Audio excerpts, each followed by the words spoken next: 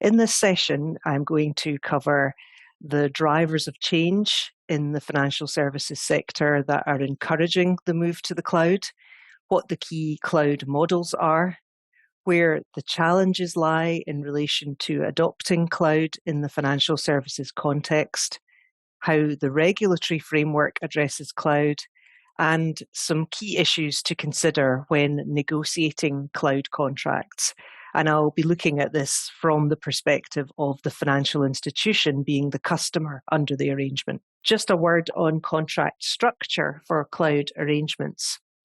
So I'm afraid to say that these can often be pretty complex and, in my view, unnecessarily so. You will tend to have a structure such as that set out in the slide, with a master agreement, specific services being contracted for under an order form, another order form for any professional services around implementation perhaps also a separate service level agreement, a separate data protection addendum setting out the privacy and information security requirements.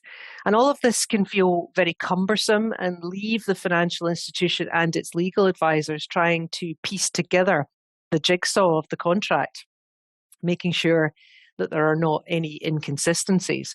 Not an easy process, but not one that seems to be likely to be changing anytime soon. And linked to termination is suspension.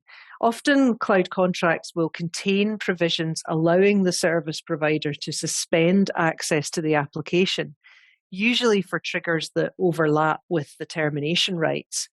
One of the more common grounds for suspension is where the financial institution is in breach of the acceptable use policy, and that will normally relate to the financial institution threatening the security of the service provider or other customers of the service provider.